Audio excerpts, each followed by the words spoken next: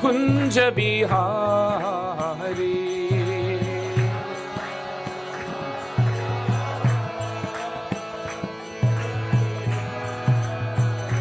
Jaya Radha Madhava Kunja Bihari.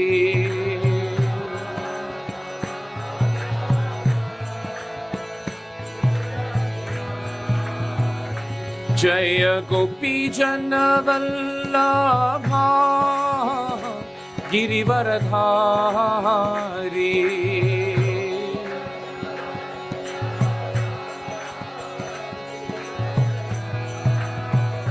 Jaya Gopi Jana Vallabha Girivaradhari.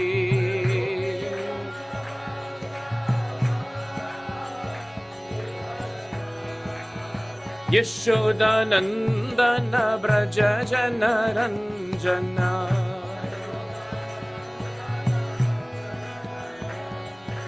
Yashoda Nandana Braja Jana Ranjana.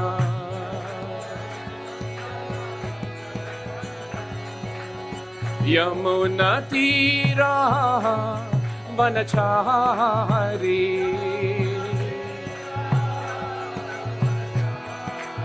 Yamuna Tira Vanachari.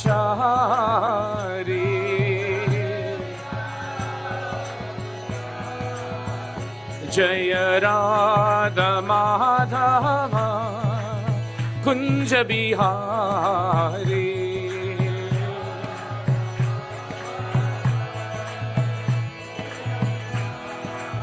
Jaya Radha Madhava Kunja Bihari.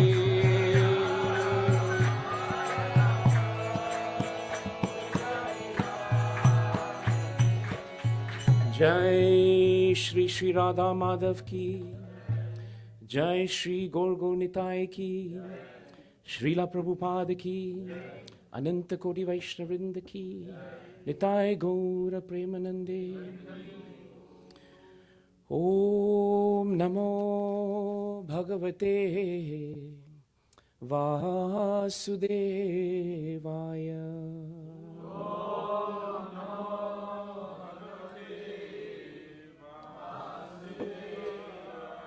Om Namo Bhagavate Vasudevaya.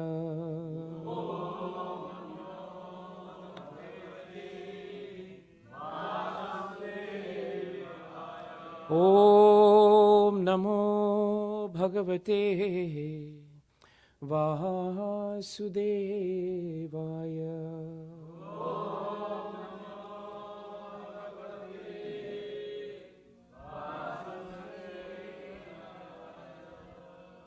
So thank you very much for coming together and for giving me the opportunity to be able to have darshan of the deities and to have meaningful association with all of you. I was given a particular topic actually. I think the topic has to do with Vaishnava relationship, and I think it has to do with the idea that by serving devotees, we actually serve Krishna, and by serving Krishna, we also serve the devotees. It's a very wonderful topic, and I was giving some time thinking about it, and I had some thoughts that I'd learned from Srimad Bhagavatam, which I thought we could just share together. One of the most important verses on how Vaishnavas should actually behave with each other or conduct relationship with each other is actually found in the 4th canto. It's in the 4th canto, 30th chapter, 8th verse. So if you have time, you can always look at the verse. It's 4, 30, and then 8. 8 as in the 8th shloka. The interesting thing about this particular verse is that it doesn't directly speak to a relationship between two great personalities in the sense that we always think devotees should actually behave with each other. Generally, when we come to devotional service, we know that one of the most important things is that Krishna becomes very pleased, not just by worship of himself, But Krishna actually becomes more pleased when we are serving the devotees. You all know that during the pastime of the Lord, when the Lord had the wonderful pastime of the forest fire, you know that the powerful demon Mayadanava was caught in the forest fire. And Bhagavatam tells us that he was trying to find a way out of it. Of course, as he was trying to find a way out of it, he was trying to avoid Krishna, because Krishna in one sense was his nemesis. But unfortunately for him, or by the arrangement of Krishna, as he came out of the forest fire, right in front of him was Krishna and Arjuna. And Bhagavatam tells us that Mayadanava was in a perplexed state of affairs, because here was the personality of Godhead who was actually upset with him and who could have devastated him also. But Mayadanava did something very interesting. He rushed towards Krishna and Arjuna, but he fell at the lotus feet of Arjuna. He missed Krishna, but he fell at the lotus feet of Arjuna. And when he fell at... No, thank you, Prabhu. Jai. Thank you. Jai Shri Prabhupada ki. Thank you, Prabhu. But when he fell at the feet of Arjuna, Mayadanava's consciousness was that he may not be able to please Krishna, but he tried very hard to try and fall at the lotus feet of a Vaishnava, whom he knew was pleasing to Krishna. And when Arjuna saw that Mayadanava was falling at his lotus feet, he became very embarrassed, as all devotees would feel. If you have a senior devotee and someone falls at your feet and not at their feet, you feel embarrassed. If the Lord is standing next to you and someone falls at your feet, you'd feel very, very embarrassed. You would want to disappear, because that's not correct. So Arjuna, because he was such a great devotee, with great humility, Bhagavatam tells us that he felt very awkward. But Bhagavatam also tells us that Krishna became very pleased. And when Krishna became very pleased, Krishna forgave Mayadanava. He did not want to kill him. He said, because today you have taken shelter at the lotus feet of my devotee, therefore I allow you to live. And this very same Mayadanava, who was actually coming from what we would call not a Devata background, but a demonic, Asuric background, later on, because of the fact that he fell at the lotus feet of Arjuna, he would do wonderful things for the Pandavas. He would build that beautiful assembly house, if you recall, that would perplex Duryodhana one time. And later on in the 7th canto, 10th chapter, you would find that Mayadanava, even though he built Tripura, the great 3 cities in the sky, when Krishna comes in the form of a cow and Brahma comes in the form of a calf, they would drink all the water which was rejuvenating all the asuras. And in that way, they would destroy the plans of Mayadanava. But in 7:10:64, it's a very beautiful verse, 7:10:64, Mayadanava actually stops all the demons from trying to attack Krishna and the calf Brahma. Because at that point he says that whatever is destined by the Supreme Personality of Godhead cannot be undone by anyone or anything in this world. So you can just see the impact when we come in contact with a Vaishnava. All of this was the maturity of Mayadanava's consciousness, because he actually fell at the lotus feet of Arjuna. He did not have to spend so much time with Arjuna, but that moment of falling at the feet of a devotee of the Lord became so pleasing to Krishna that Krishna's blessings upon Mayadanava via the transparent via medium of the devotee actually matured Mayadanava's consciousness. So this shows one very important thing, that actually service to the devotees is very pleasing to Krishna. And therefore it is not only pleasing to Krishna, it gives the devotee a great chance to be of service to Krishna also. This is very important. So we may, as devotees, our mood is always to serve Krishna, and Krishna becomes pleased when we serve the living entities. So therefore, as devotees, when we look at other devotees, our mood should not be that, oh, these are devotees trying to serve Krishna. They are serving Krishna. But what is that implication to us? That implication to us is that they are as good as the Lord. No matter what we are doing for Krishna, we should never neglect his devotees. If you read Kapila Dev's third canto, in the third canto, especially under the chapter entitled Explanation of Devotional Service, it's either the 25th or the 26th chapter. There, Kapila Dev tells us that actually all devotees are practicing devotional service. But very often our devotional service, if we are not careful, they may be under the categories of the modes of material nature.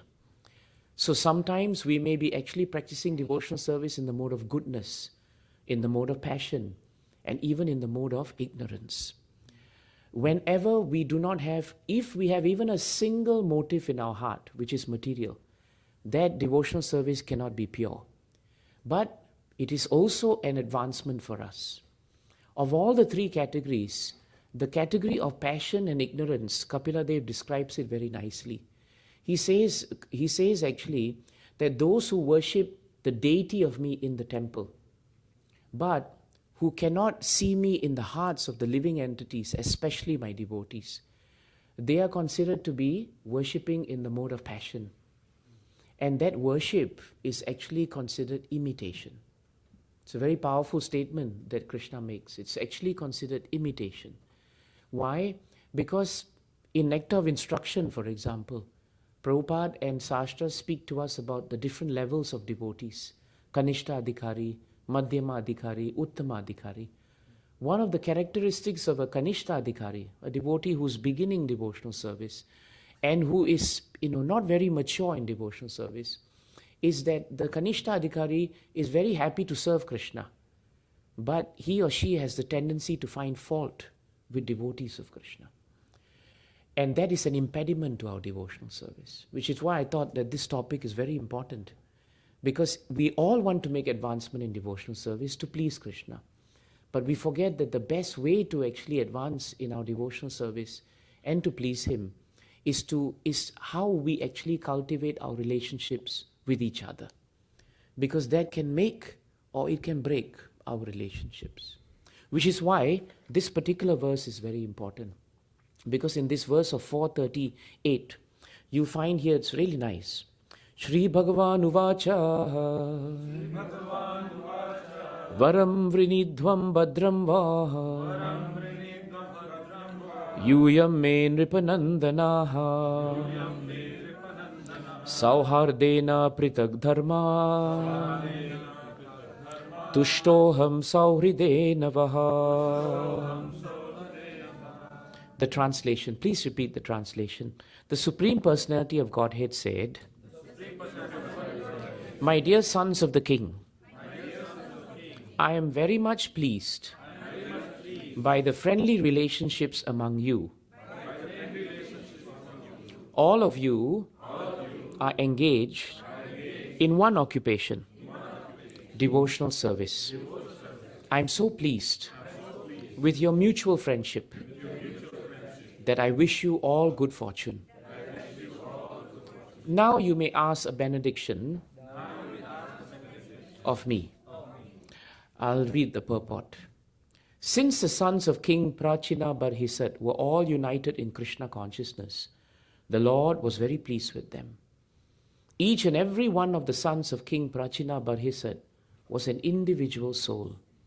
But they were united in offering transcendental service to the Lord. The unity of the individual souls attempting to satisfy the Supreme Lord or rendering service to the Lord is real unity. In the material world, such unity is not possible. Even though people may officially unite, they all have different interests. In the United Nations, for instance, all the nations have their particular national ambitions, and consequently they cannot be united.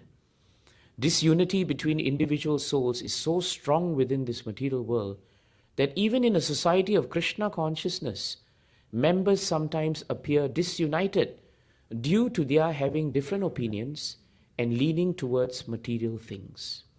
Actually, in Krishna consciousness, there cannot be two opinions. There is only one goal, to serve Krishna to one's best ability. If there is some disagreement over service, such disagreement is to be taken as spiritual. Those who are actually engaged in the service of the Supreme Personality of Godhead cannot be disunited in any circumstance. This makes the Supreme Personality of Godhead very happy and willing to award all kinds of benedictions to his devotees, as indicated in this verse. We can see that the Lord is immediately prepared to award all benedictions to the sons of King Prachina Barhisat. Wonderful purport.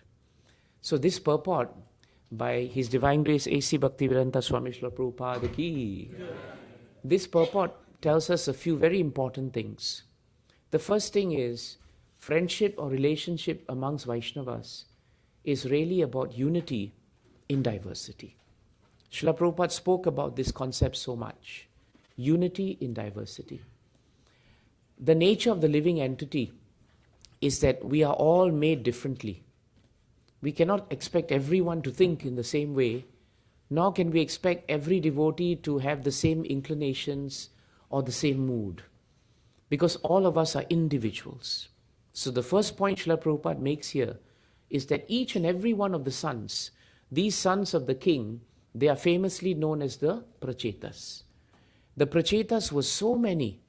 They were all different personalities, and yet they were united. Why? Because even though they respected that they each had different personalities, they also appreciated that they were united. So two things are necessary in Vaishnava friendships and relationships. One is that we accept each other for what we are. This is very important. Sometimes we want to mold people the way we are. We think because I think this way, this is the only way. Now you also have to think this way. When that happens, it becomes very incongruous between us, because we are forgetting that first and foremost we are all individual souls. Forget about bodies, but we are all individual souls. Therefore, the whole premise of Bhagavad Gita is that each person has his own unique spiritual identity. So that must be accepted first. When we cannot accept that different devotees have different moods, inclination, behavior, nature, then it's very difficult for us to become united. That is where the diversity component is important. Sometimes in society of devotees, if there are devotees who think differently, sometimes what happens, unfortunately, is that instead of celebrating diversity, we condemn diversity. We cannot accept that a devotee can think differently or wants to do something differently. Many times when Srila Prabhupada was writing letters to many of his disciples, you find that a few of those letters speak about cooperation. To cooperate means two people must work together. And Prabhupada would say in letters, that you please learn to cooperate with him. He has good qualities, you have good qualities. Therefore, you should become united. But Prabhupada accepted at the same time that each individual was different. So sometimes, just to make sure that the individuals could grow, he would send them to different parts of the world. A very famous example is His Holiness Tama Krishna Goswami Maharaj. Maharaj was such a powerful personality that wherever he went, he had this ability to just draw people and raise a certain level of Krishna consciousness.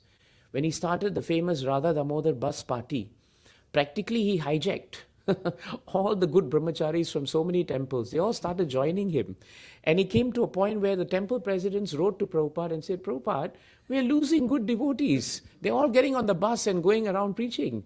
Somebody has got to stop Tamakrishna Maharaj. So Prabhupada was in a bit of a quandary, because you had a great preacher like Tamakrishna Goswami Maharaj, but Maharaj was a very powerful man. Any one of you who met Maharaj, you'd know that, he had a certain way of doing things. And if you didn't do it that way, then good luck to you. He was my GBC in Singapore for years, okay? So we understood how he would work, but then Prabhupada thought there must be a certain way to engage both sides. So what he did was, he called Tamakrishna Maharaj. He told Maharaj to continue with the bus party. But he said, now that you have started this bus party, I have another assignment for you. I want you to go to China. And I want you to preach in China, because that's a frontier which we have never touched. Initially, Tamakrishna Maharaj was thinking, I just started the bus party. But Prabhupada said, you've just started it, right? Now it's in good hands. Now I want to bring you to somewhere else. And that's what Prabhupada did. Prabhupada sent him to China. But Maharaj didn't take it in a bad way. He took it as, this is the order of my spiritual master. And Prabhupada must have some reason for this. So he accepted it. And when he accepted it, he went to China. The rest is history. Because the reason why we even have Chinese devotees today, and we have many Chinese devotees in China, they're just under, they're a bit more quieter than we are. We don't have open programs like this. But the reason for that was because of Tamakrishna Maharaj's wonderful preaching. But at the same time, Prabhupada dissipated the tension that was growing because of the bus party. After that, bus party was there, but it never raised problems. So you see, Prabhupada understood and realized and taught us the principle of unity in diversity. If you read the purport carefully, Prabhupada starts by saying every son of Prachina Barhisat, every Pracheta was individual. But when it came to devotional service, they were united. So that's how we should learn. If we want to elevate our friendship and love for each other, first we must learn to appreciate each other's diversity. And that can only come through two things, which are the pillars of our devotional service: humility and tolerance. Without these two pillars, it's very hard for us to develop deep and genuine Vaishnava relationships. Forget Vaishnava relationships. If you want to enhance any relationship in this world, you need humility and tolerance. Humility to not always say that I'm right. Sometimes in relationships, our relationships are defined by I'm right, you are wrong, or you're wrong, I'm right. When friendships are tested by that, it becomes dangerous. It's not about right or wrong. It's really about different devotees having different inclinations. But the key is always, are we united in serving Krishna? If I feel I can serve Krishna in this certain way and you cannot accept it, but you should at least respect it. That is very important. It may not be my way, but it cannot be the only way. This is very important. So all the Vaishnavas, all the Prachetas, they were united. Look at our international society. We have devotees of all shapes, all sizes, all natures, everywhere. And in fact, ISKCON, I've been traveling so much around the world. I find many devotees who even come to ISKCON, they all have very different natures. And because, Prabhupada wanted individual and thoughtful personalities, you'll find many personalities in our movement are very strong personalities. So if you put two strong personalities together, Kurukshetra is very, very imminent. Very imminent. Vrindavan may not be there, but Kurukshetra is there. So then it is left to the majority of the devotees to understand a purport like this. The Prachetas were all very strong, very powerful personalities, but they came together to glorify Krishna. And they were united.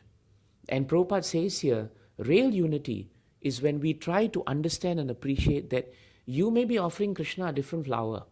I may be offering Krishna a different color flower. But it is not that mine's better than yours. We are both united in worshipping the same Lord. That's it. That becomes a very important component between us getting closer to each other. The other important point that Prabhupada brings here is that there should never be disagreements actually amongst devotees. Not in the sense that we don't agree with each other, but actually Prabhupada writes here very nicely that if there is a disagreement over service, take that disagreement as spiritual and not material. So it's an amazing line Prabhupada gives us. Meaning that if we have disagreements with each other and it's related to Krishna, don't take it as something which is material. Don't let pride come in the way. But rather, more importantly, take it that it is spiritual. Prabhupada very often told us that even in the spiritual world, devotees can disagree with each other. And we see in Bhagavatam so many cases when devotees have disagreed with each other. It has happened. A very good example is Indra and Prithu Maharaj in the 4th canto. You will realize that Indra is a great devotee of the Lord. He's a Devata. No doubt he's not pure devotee, but he's a great devotee because he's empowered by Krishna. Prithu Maharaj is a plenary portion of the Lord, and therefore he's also a great personality. Now, both these personalities, right, wanted to actually be at the helm of being the king. Indra had already fulfilled 100 Ashwamedha sacrifices. So in cricket terms, he had hit the century, so to speak. But Prithu was not far behind. And when he ascended onto his throne, he felt that to give him legitimacy, he should also hit 100 Ashwamedha sacrifices.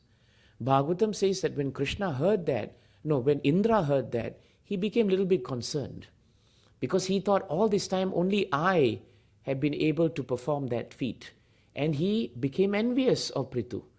And he felt that he would not be able to give him the chance and the opportunity to hit 100. It disturbed him. So Indra started doing something. Every time Prithu was ready for the 100th sacrifice, when he had hit his 99, he had the sacrificial horse that had to go all round. Indra would steal the sacrificial horse, but he would steal it not in the form of Indra. He would come disguised as a sannyasi. And when Prithu Maharaj's entourage and his son would try to kill this person or stop him, when they saw he was actually a sannyasi, they would resist, because they were all very respectful of sannyasis. But this is how Indra actually brought deception into this world, because he brought this proposition that we should be who we are, but very often we may be dressed as devotees, but the real question is, are we behaving as devotees? And that's a very important question for us. So if we are really taking our relationship to be united and spiritual, then our clothings and our attire should actually mirror our consciousness. That is very important. Otherwise, might as well we don't wear dhoti, kurta and tilak, because our behavior is not that of a devotee. So after so many times, Prithu Maharaj decided, let me now stop Indra. He decided to kill Indra because he was tired of the rivalry. But as he was going to do that, the Brahmanas who were doing the Ashwamedha sacrifice, they told Prithu, why do you want to kill Indra?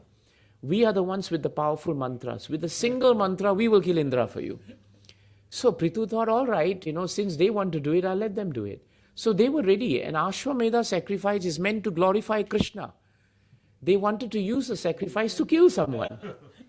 Just see how the objective goes when we are not united. When we are not united, when we are not humble to accept each other, when we cannot tolerate each other, humility and tolerance, without these two pillars, very quickly, two Vaishnavas can lose sight of their goal.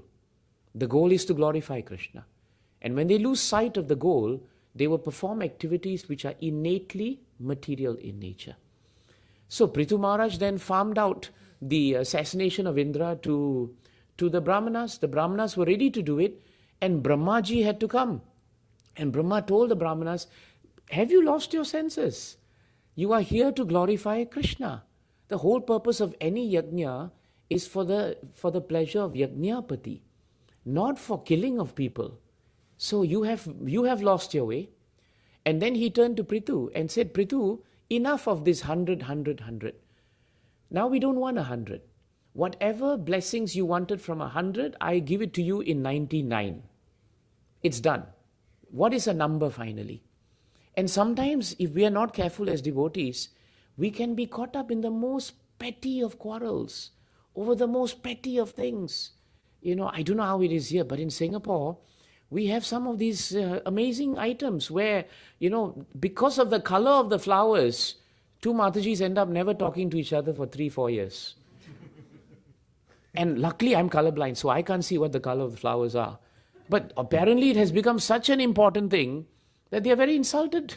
Oh, she moved this flower, oh, she put that flower, and I told her it should be this flower. And that's it. Because of the flower, Krishna is forgotten. But the flower was meant for Krishna. And then after all that, Krishna is forgotten. Without humility, without tolerance, it is very difficult to be united in devotional service. And it's very difficult to even cultivate a Vaishnava relationship. Very difficult. So then what happened? Because Brahma has such wisdom, Brahma told Prithu Maharaj, he preached to him. And he told him, stop this now. You should not do this. And Prithu Maharaj came to his senses. Why? Because he took the great advice of a very senior devotee of the Lord. And sometimes the best way to improve our relationships is always to be humble enough to accept advice. Sometimes the challenge is we are ready to accept advice from someone whom we consider very senior. But it's very hard for us to accept advice from someone who's younger or even someone we think who is contemporary. That is the real test of our humility and tolerance. Sometimes Vaishnavis, we have friendship amongst whom we consider equals. They are equal until they advise us. The day they advise us, no more equal already. Now there is disunity. Why should you advise me? We are equal. But the real Vaishnava believes that even though you may consider me equal, but in my heart I have the highest respect for you. That must be there. That's very important. Prabhupada was once asked, who is a pure devotee? And Prabhupada said famously, rascal, except for you, everyone else is a pure devotee. It's a very nice point, Prabhupada used the word rascal quite a bit actually, if you go and research. But he used Krishna more, but sometimes he would say that. But that's a very nice way to look at the world in our relationships. Because very often we are driven by the fact that we think someone's more advanced. But why can't we accept that others are also equally advanced, if not more advanced than us? And we can learn from anyone. This is the mood of a Vaishnava. But it requires humility. It requires tolerance. It requires humility and it requires unity. And it requires us to know what is the goal of our relationship. Our goal of our relationship is not to materially socialize with each other. Unfortunately, that is generally the goal in the material world. It's normally the goal in material world, in friendships, is normally I scratch your back and you scratch my back. It's very transactional.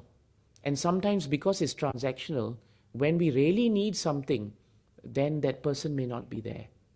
But in the spiritual world, the relationship between the devotees, it should not be transactional. We shouldn't be counting, so many times you pick me up to go for Mangalarti. Or, but I've picked you up more times. These things should not come in between. We are laughing, but I tell you, it can become the big problem between us because we count. Sometimes we count. My mother used to tell me that every time I go for a every time we go for a wedding, we give some money to them. And then they come to our side and they give some money to us. My mother would tell me, I will calculate how much they are giving because I must make sure I give more. And it used to bewilder me because I never calculate. First of all, I didn't give any money to anyone. But these are things like, she has given 2 saris to the house. I have to give 2 saris to the house. In spiritual world, when we start calculating, it's very difficult. It's very difficult. So therefore, Vaishnavas, they don't keep these things in their hearts. But Prithu was counting 100 and Indra was counting 100. So you see this 100 business, it just came, it was just one, The challenge between them was 99 and 100. And it became such a big deal. So finally Prithu Maharaj decided, stop. I will listen to Brahma and I will end here. And so his last sacrifice that he did was very elaborate. And Vishnu became so happy that he came to the sacrificial arena. It wasn't 100, it was 99. But he came anyway. And when he came, the Lord brought with him Indra. This is very interesting. He brought Indra with him because now Krishna had to become the mediator. 2 people were not talking to each other. Somebody had to come and do something about it, right? So Krishna became the mediator. And when he became the mediator, he came first of all at the sacrificial arena and he blessed Prithu Maharaj for such a wonderful sacrifice. Now, if I was Indra there, I would start feeling more jealous and more angry. Because I would think 99 only he did, but his Lord is appearing directly and praising him. I've done 100. Krishna never came and praised me. But Indra didn't do that. Because Indra also had come to his senses. He had also started repenting what he did. And so Bhagavatam tells us that Indra also began to repent. And when he began to repent, he then fell at the lotus feet of Prithu Maharaj. Now Bhagavatam tells us when Prithu Maharaj saw Indra falling at his lotus feet, he became embarrassed. He became embarrassed. This is another nice mood of a Vaishnava. When Durvasa fell at the lotus feet of Ambarish Maharaj after running 1 year, right, he fell at his lotus feet. Ambarish Maharaj did not say, see, after 1 year you've kindly come to your senses. He didn't say that. Neither did Prithu Maharaj turn to Indra and say, see, today I'm the victor. I may have done 99, but you are falling at my feet. He didn't do that. In fact, he felt embarrassed. And so did Ambarish Maharaj. Ambarish Maharaj also felt embarrassed actually. Because the mood of Vaishnavas is not about, I am right, you are wrong. If anyone is doing even 1% of service to Krishna, that is right. We should not look at all the wrongs. If we keep looking at all the wrongs, then we should look at our wrongs also. But we are very quick to look at other people's wrongs and very slow to look at our wrongs. That's why it's said, isn't it? When you point one finger at someone, we mustn't forget that 3 fingers are pointing towards ourselves. We should inspect ourselves. Another saying in India that we have is that if your garden is not in order, what adhikar do you have to comment on your neighbor's garden? You make your garden in order first and keep quiet. And that is Vaishnava. That is Bhagavatam. So now Indra fell at the feet of Prithu Maharaj, and Prithu Maharaj picked him up. He embraced him. He embraced him. And Prabhupada writes in that purport, I'll find the purport, I forget the verse, but I'll find the purport later for you. But in that purport, Srila Prabhupada writes that Prithu Maharaj and Indra adjusted their envy against each other. They adjusted their envy. And Prabhupada writes there, this is an example of first-class cooperative behavior between devotees. That means we cannot be perfect. There will be times when we will have issues with each other. That's natural because we are in the material world. But how we resolve that issue is what Krishna is concerned about. Differences must arise because we are in the energy of Kali. But the difference between a materialist and a devotee is how quickly the devotee can elevate his consciousness from the consciousness of base elements to the consciousness of humility, tolerance, and adjustment. Srila Prabhupada was the example to all of us. How he adjusted with everyone. All his devotees were very different in their natures. You speak to some of Srila Prabhupada's very senior disciples, they will say Prabhupada had to deal with very strong personalities. Each one were pillars on themselves. But somehow Prabhupada adjusted with everyone because of his humility. In the early days, when Prabhupada was not even known as Prabhupada, he was known as only Swamiji. In the days when the devotees first started coming to the storefront, in the morning, some of them would stay overnight, like Kirtananda and others. And in the morning, they would have only one bathroom. And they would all have to line up for the bathroom. Prabhupada would line up with them. He would be in the queue with them. He didn't say, I am the Acharya, I get the bathroom first. He didn't say that. He just lined up with them. And that is the mood of adjustment of a Vaishnava. When we have that mood, Bhagavatam tells us, then real unity is possible. So actually Vaishnava relationship is not premised on the ground of right or wrong. It is premised on spiritual principles. One of the most important spiritual principles is unity is more important to us. At the end of the day, a devotee also wants to serve Krishna. Look at in Bhagavatam Jai Vijay. And then look at the story of the episode in the 3rd canto of Jai Vijay, the gods and the Sanat Kumaras. The Sanat Kumaras were devotees of the Lord. They were like little children but very ancient. They passed through 6 gates of Vaikuntha Loka unimpeded. They came to the 7th gate and they got a shock because they saw 2 beings there and they couldn't open the gates. Now these 2 beings became very upset. Their nostrils flared, Bhagavatam said. They had a disposition of anger. Why? Because they were the guards. And as guards, they were there to make sure that, no one just walks in. If you are hired as a guard and everybody can walk in, what kind of a guard are you? Isn't it? 6:30 guard. You can't say, this is Krishna Loka or this Vaikuntha. Anybody can walk in. Then why are you employed? Why are you a guard? So they had to do something. So unfortunately, they became a bit irritated because the Sanat Kumaras behave like children. And children, sometimes they go anywhere, they do anything. And now the Sanat Kumaras became upset with them and they decided to curse them. They said that this is Vaikuntha Loka. Vaikuntha means a place which is free of anxieties. But we are looking at these 2 personalities, Jai and Vijay, but they don't look very free of anxiety. Their nostrils are flared, their eyebrows are raised, they look very upset.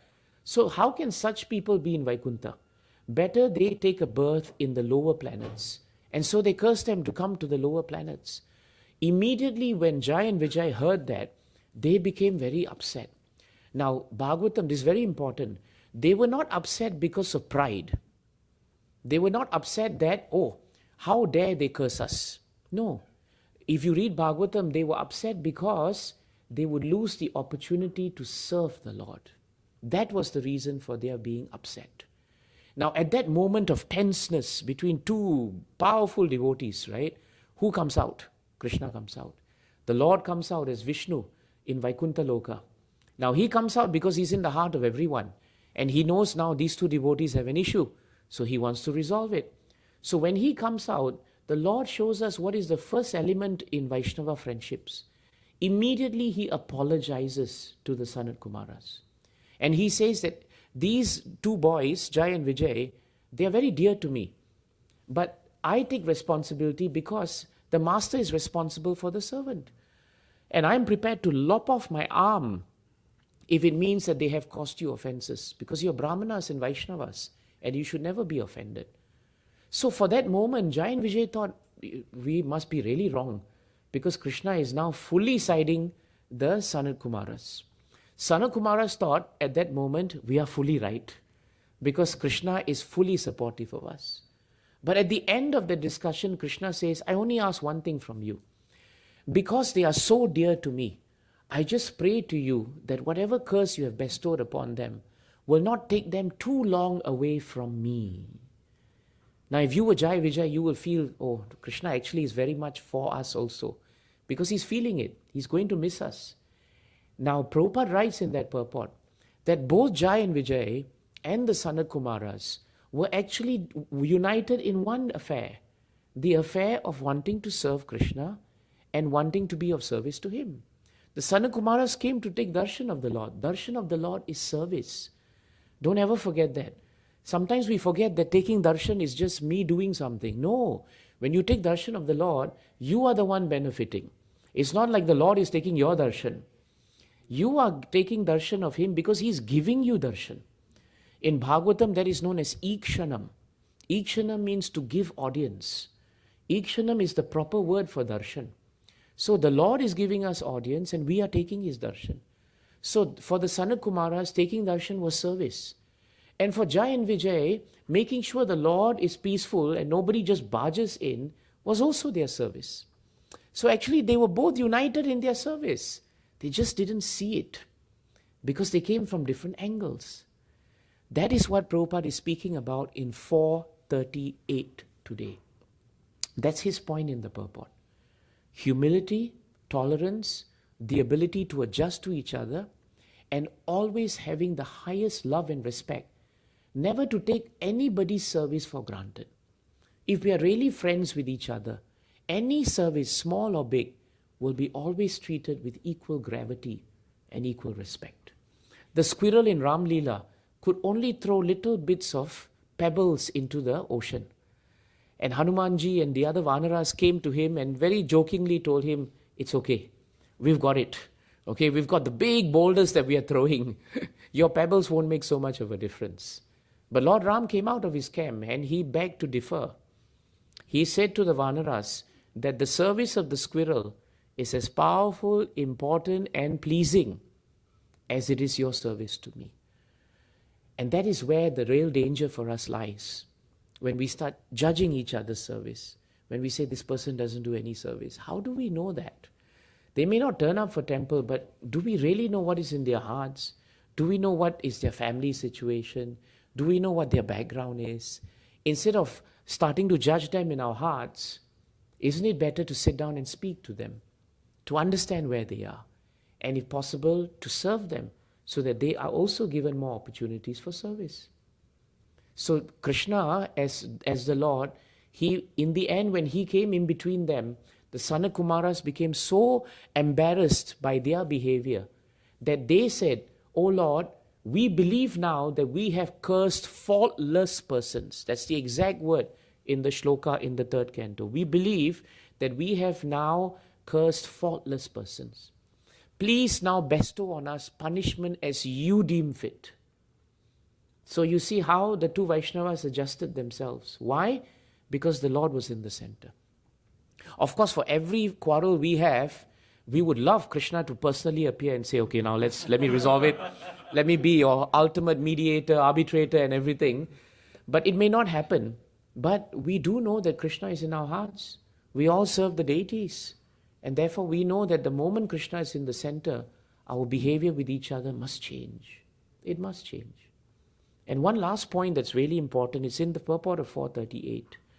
Prabhupada writes here that this unity between individual souls is so strong within this material world that even in a society of Krishna consciousness, members sometimes appear disunited. Prabhupada gives the reason why we appear disunited. He says due to their having different opinions and leaning towards material things.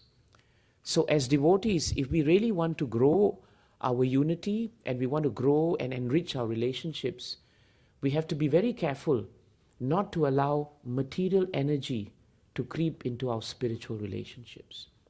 And how does material energy creep in? Very often when instead of spiritualizing our activities, we materialize our activities. In other words, we try to find some profit in what we do. Not just profit in the terms of money, but profit in terms of name, fame, adoration, reputation, pran, pratishta. And when we don't get it, then we become upset. Oh, I was not appreciated for my donation. I was not appreciated because I'm coming all this time and nobody says anything to me. It is true that devotees should always appreciate each other. But at the same time, the devotee who's doing the service should not be doing it because they want to be appreciated. Both sides must play their part. But this is very important because the moment we lean towards material things, Prabhupada gives us the strongest hint. That's where disunity will come. That is where difficulties in our relationships will come. So therefore, ahaituki apratihata is the way we should perform our bhakti, isn't it? Savai pumsam paro dharmo yathor bhakti radok saje ahaituki apratihata yayatma suprasidati. If we really want to become satisfied and peaceful in our relationships with each other, then it is so important that Krishna is in the center, but we render our devotional service to Him without material motive, and therefore that service becomes uninterrupted. In the same way, we must also perform service to each other without material motive. Don't be nicer to the president of the temple and not so nice to the person who just comes to clean something. Because there is an element of material motive if we are not careful. The chances are we are always nice to those at the top and not so kind to those at the bottom. That is a material engagement. It has nothing to do with spiritual life. In spiritual life, everyone is our president. In spiritual life, everyone is better than us. In spiritual life, we gain by seeing everyone as being special. That is very important. And in that way, Prithu Maharaj and Indra became united. Jai Vijay and Sanat Kumaras, they became united. Why? Because finally, Krishna came in the center. Grantaraj Srimad Bhagavatam ki, Srila Prabhupada ki, Ananta Koti Vaishnavrinda ki, Nitai Gaura Premanande. Thank you, Prabhu's Matajis, for finding such a nice topic actually. There's so much to speak about this, but these are some points I can remember. I like to hear some realizations from the devotees or some questions. Ramchandra Prabhu, thank you for having us. Ram Tulsi Prabhu, thank you for having us also. Really nice.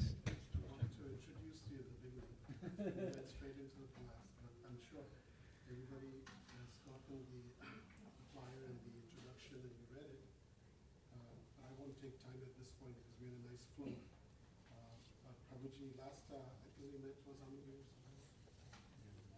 Many years. Prabhuji is very much seeked after our work, and I'm very happy that you came today. I learned that you just landed this morning and made it here. And also I want to thank Apurme Prabhu and Rashmi for bringing, because whenever you're in town, Prabhuji will call me and say, and Ramchandra Prabhu, would you like to? That's a tiny.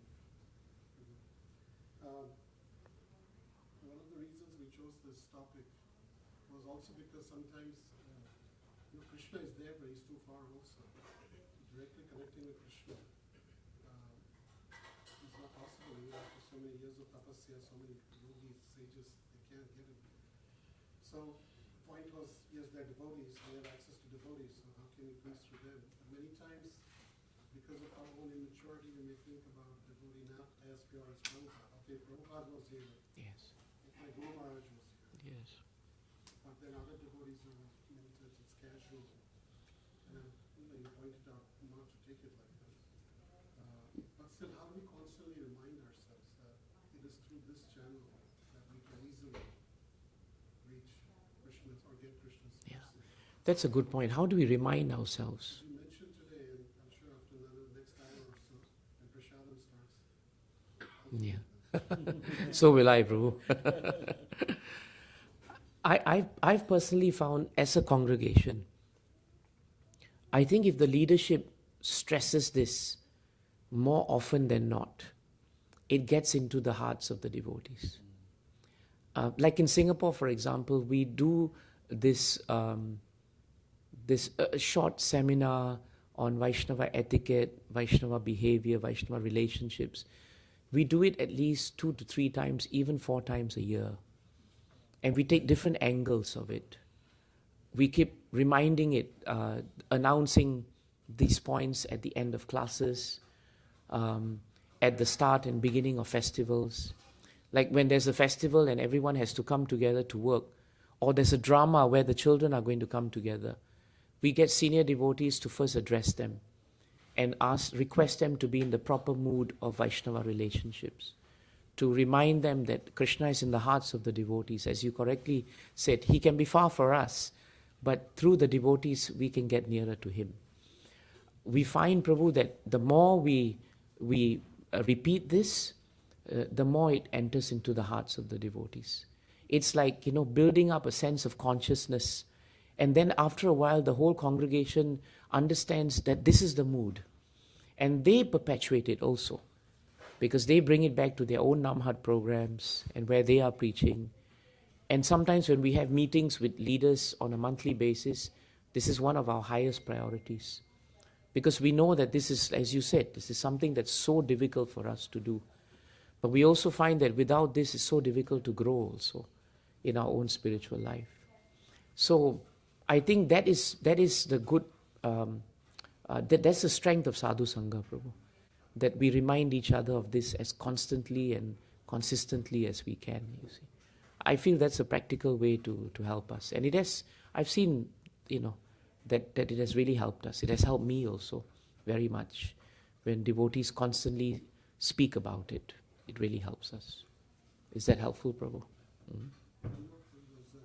We are center. We Yes. operate out of a Lutheran church. Yes.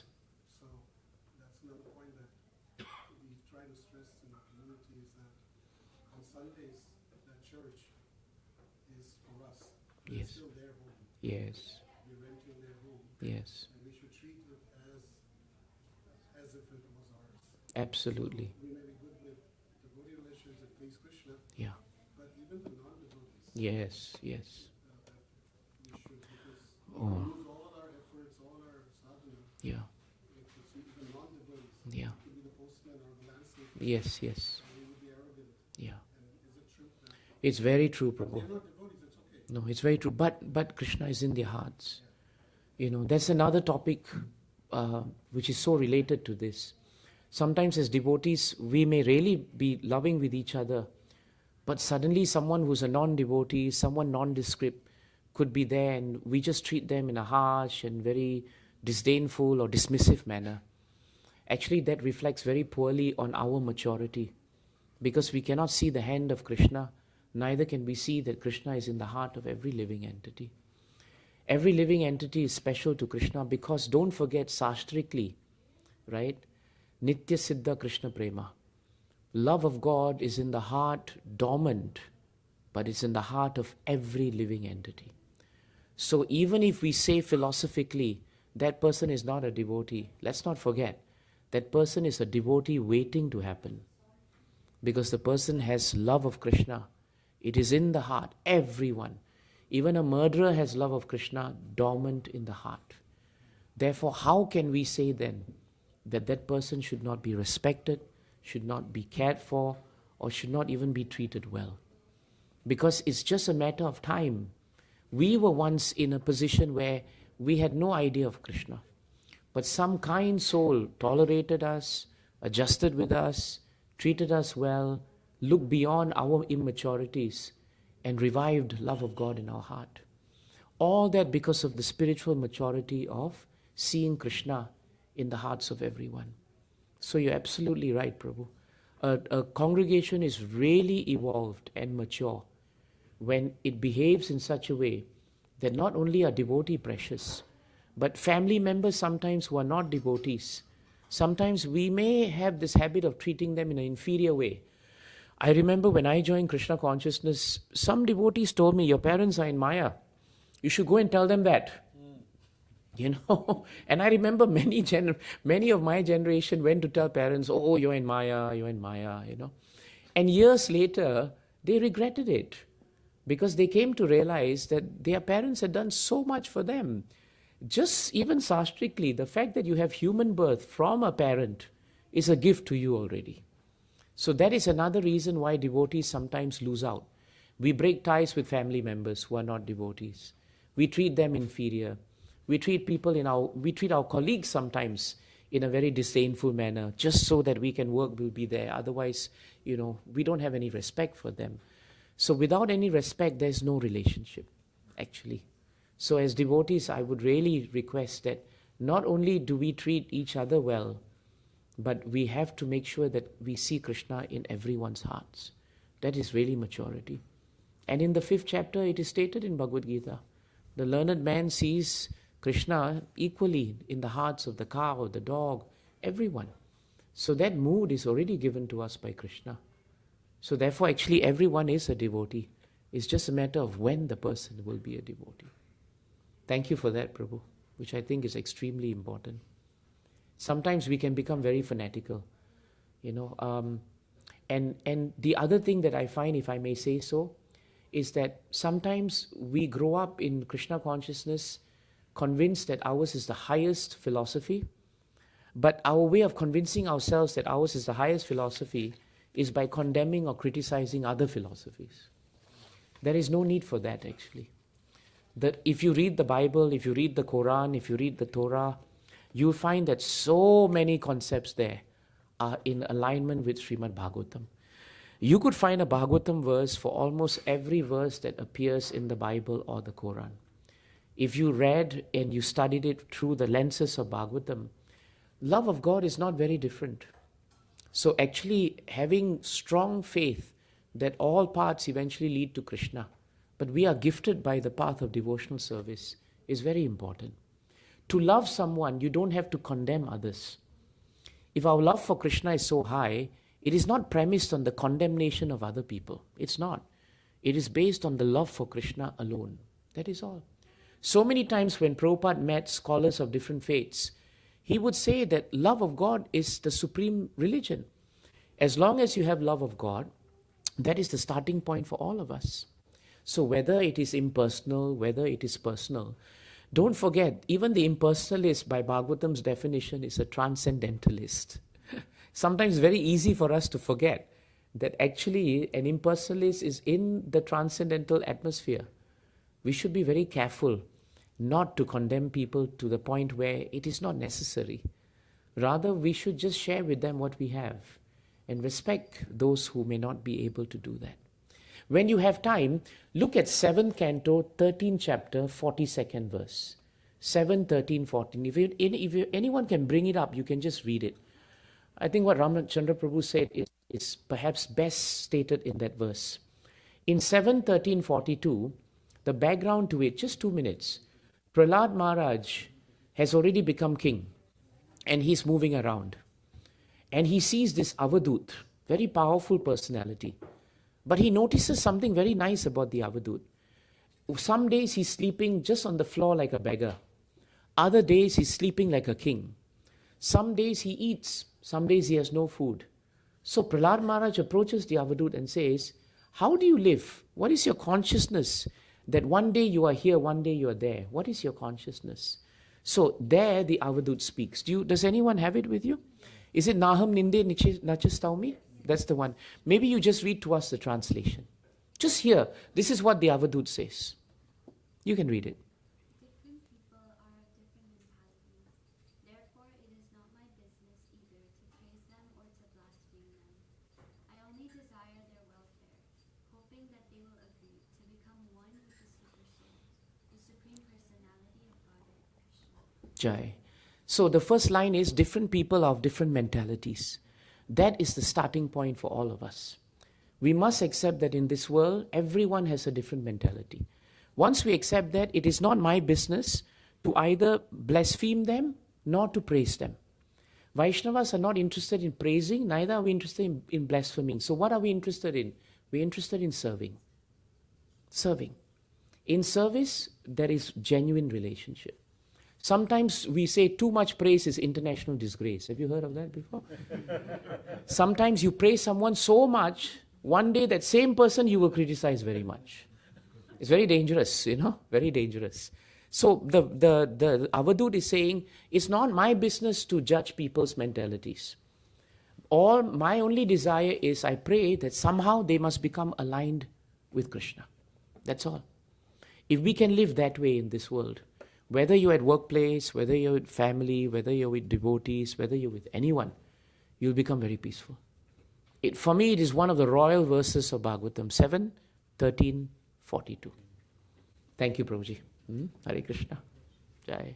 Yes, Prabhu. You nicely pointed out about the mode of Vaishnava in terms of Yuma Pasati Sarvatra, who sees Krishna Yes. everywhere, and also Trina, lower than the straw, Yes.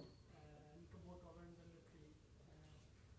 But when it comes to certain, the Vaishnava Sadachar is being Breached. followed. They're not followed. Or the Guru Sadhu Shastra is not followed. Yes. And then chances of offshoots coming out as upper sampradayas against which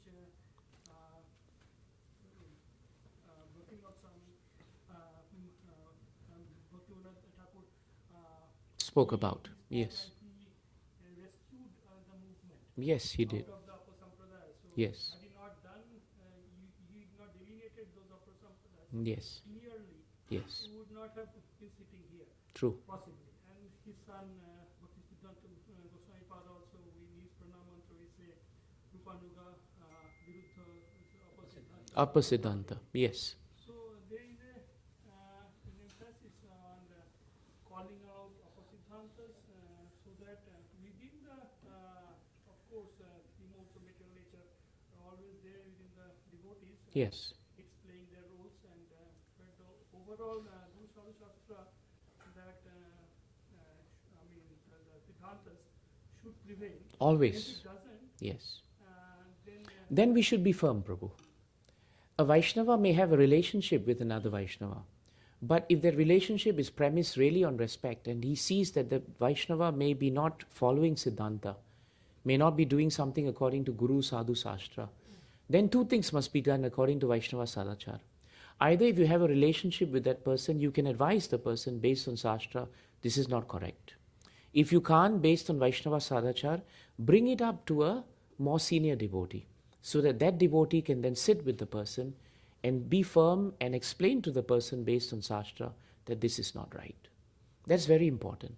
Vaishnavas may be kind-hearted, soft-hearted, but when we have to be firm, we have to be also firm.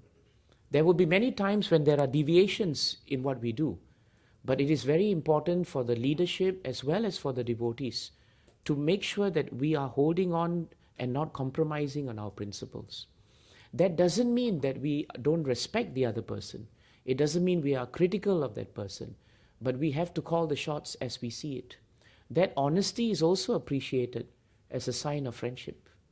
So there is no incongruency between the two. They can exist together.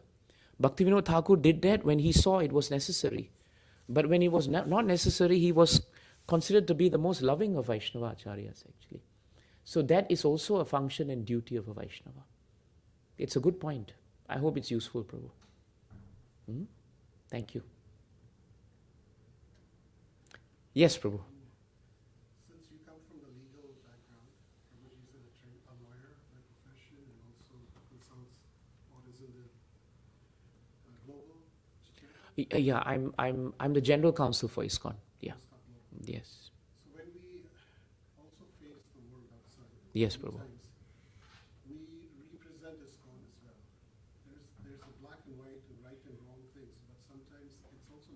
to make sure that we're representing ISKCON. Yes. You mentioned one thing that the realization was, is it really necessary to fight that fight? For Yeah. example, many times it happens, you're waiting for a parking spot, somebody comes out, on the side somebody comes, Yeah. and they both try to Get into the find spot. you. Yeah. It's okay, it's not important, but things like this, I saw one time where somebody was going through security. Yes. airport, Yes. Devotee to look into. Right. The guy called him on the side and said, look at this. Yeah. And it ended up into some kind of debate, which was not necessary. Mm. But we represent, because then people get turned off, and I'm sure you see. Oh, you've yeah. seen at a higher level where Yeah. for unnecessary things. Yes, Prabhu. We put ourselves in such a situation. Where Yes. all these ISKCON. Yeah. There's so many YouTubers waiting for such. Oh, they are. Field day. They have a field day with us. Even like when we go to picnic, for example. Yes. on the day, Yes. Because it's our ISKCON institution picnic. Yes. Make sure everything is taken in a way that people don't say that next time this organization. Yeah. So can you share some maybe Yeah. examples or insights? I think that comes with maturity. Fortunately, unfortunately. Singapore is a good example of these problems. The reason why ISKCON is banned in Singapore is because of exactly what you said. After Srila Prabhupada left, we had a few devotees, Prabhupada's disciples, who came very enthusiastically to Singapore, and they wanted to preach Krishna consciousness. They met the Hindu temple representatives, because we have quite a few Hindu temples in Singapore, and they were the representatives were very excited, because they were Western-bodied, and they looked like Vaishnavas, and they'd never seen that before. So they organized programs in the Hindu temples for these devotees to speak. The devotees got on the platform, and the first thing they did was to condemn Devata worship. They condemned the demigods, and these were the same Devatas in whose temple they were allowed to speak on. At least if you have to do, you find another Devata. They didn't even do that. They just did that. And within 1 week, right, all the temples wrote an official letter to our Singapore government and told them that in Singapore, harmony of religions is an essential principle. We don't find fault with each other's religion. We allow each other's religion to grow and flourish. These people obviously are not the same mold, and if you have them here, it's going to destabilize us. We don't consider them being Hindu because they don't have the Hindu ideal of tolerance. The Singapore government did research, found out that ISKCON, seemed to come from a very hippie background. You put that together with what happened here, and the government banned ISKCON. And till today, we can't use the name ISKCON in Singapore. We are known as Gita Reading Society. Nimai Prabhu would know us, right? Gita Reading Society. That's how we are known. But to all intents and purposes, the government knows we are ISKCON, knows we are connected to ISKCON, but don't use the word ISKCON.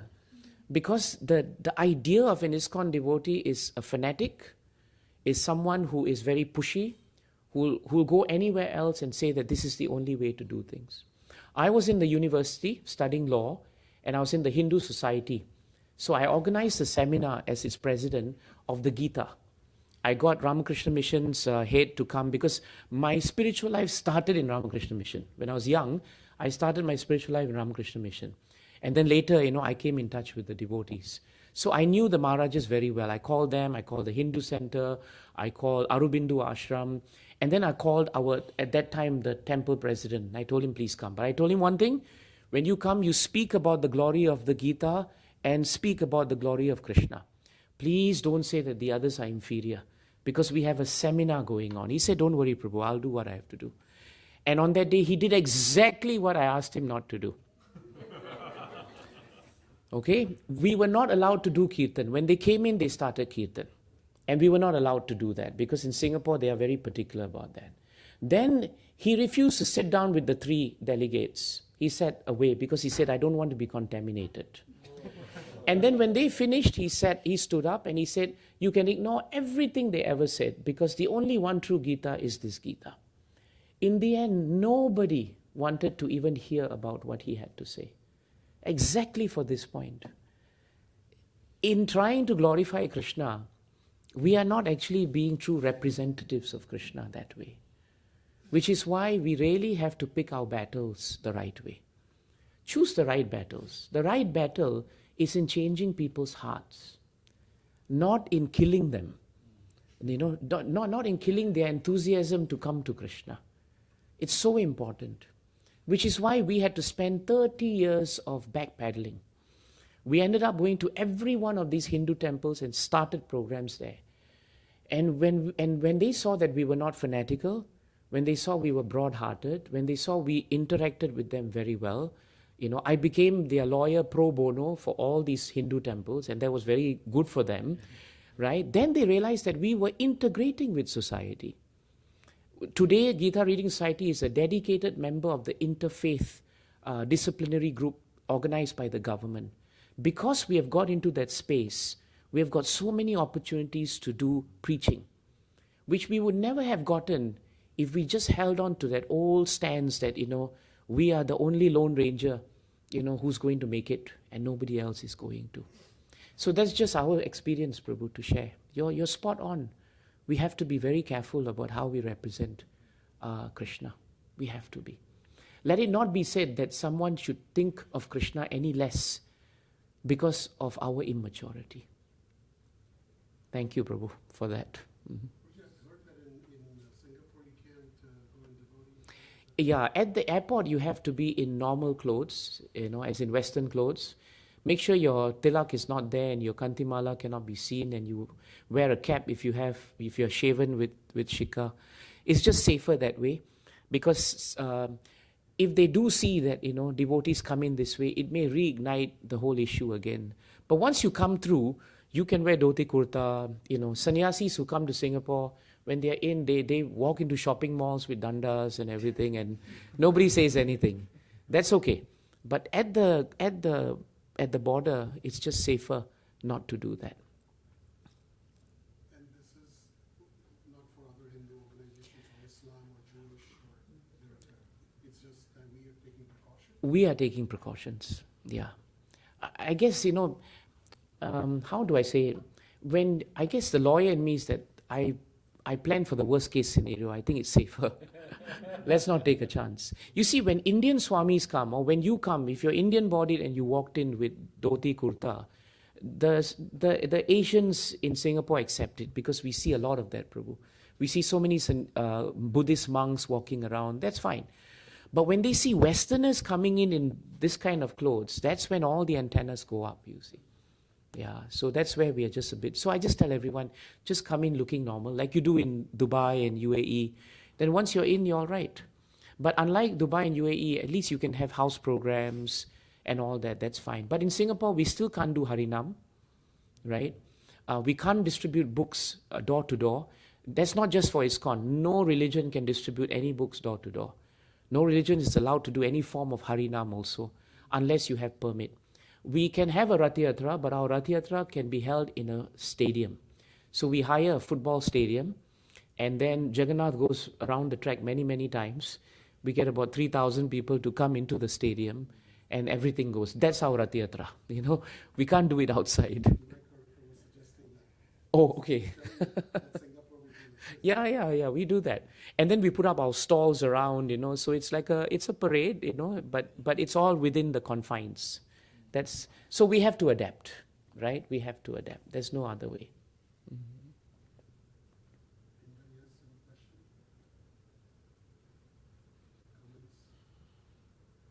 I have a question. Yes. Thank you for wonderful class. It was very related to our daily life, what we do. Extend to Prabhu's question and Prabhu's discussion, that sometimes we don't see that what we are preaching, we are practicing. Mm-hmm. Same way we see in others too, Yeah. they preach but they don't practice. What should be our approach towards us and towards them? I think for us, what we should do is we should reveal our hearts to those who are close, and ask them that if ever you see that I am talking something and doing something, please tell me that. That is a good thing to do. At least there should be that one friend, or a husband to a wife to a husband, if you allow each other to say that. I know sometimes they don't, then it becomes a big problem. But generally, that is helpful. So pick someone, Mataji, whom you feel, is really close, and tell them, please, if you ever see me just doing something off, I trust you, you speak to me. That helps you a lot, and it gives the other person the chance to serve you that way. And if you have that relationship with that person, then you can do it for them also, But to be able to correct someone, Bhaktivinoda Thakur says this, Bhakti Siddhanta Saraswati Thakur says this, we need to have some adhikar.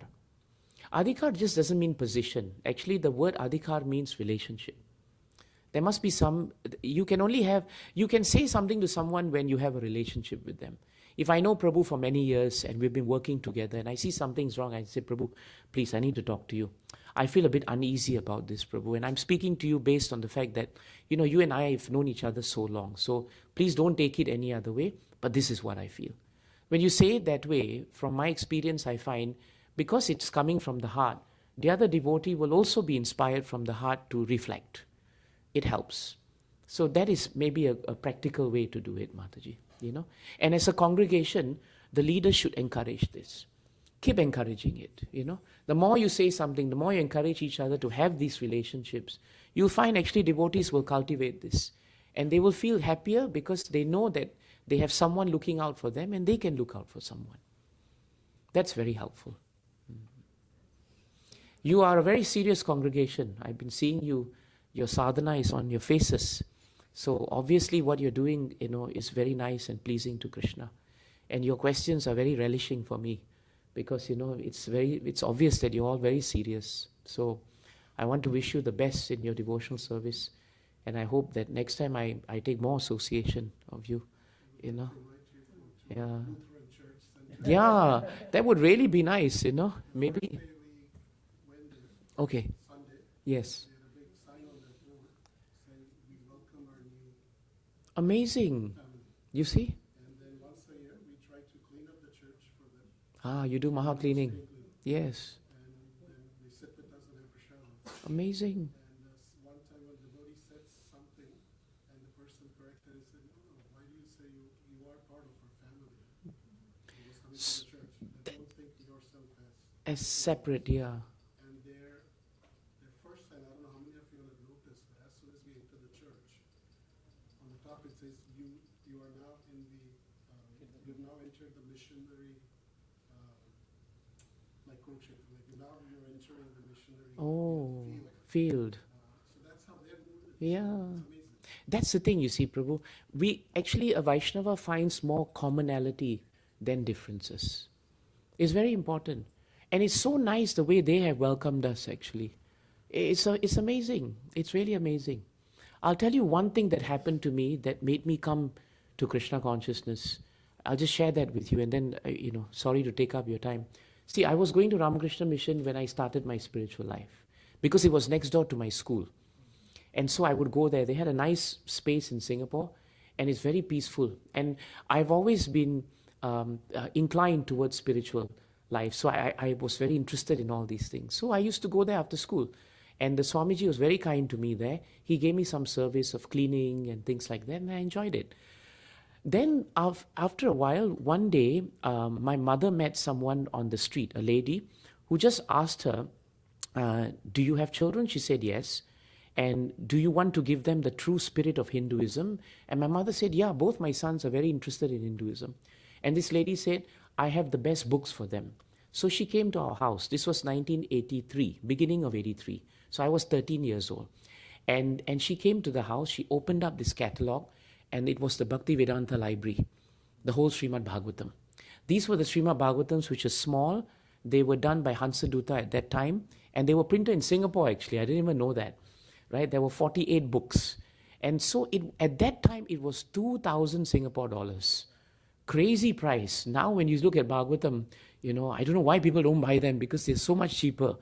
But my mother, we came we didn't come from an upper middle class or anything, but my mother felt it was the best investment.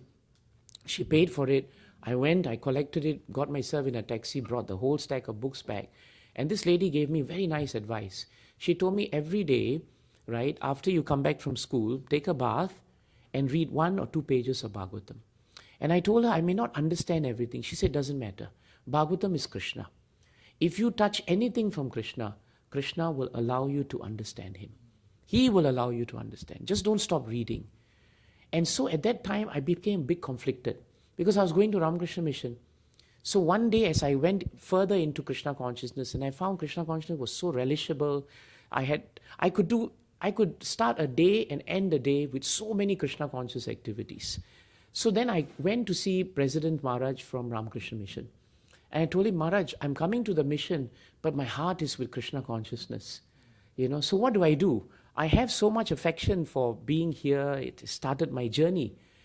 And Maharaj gave me such an amazing advice. This is the president of Ramakrishna Mission.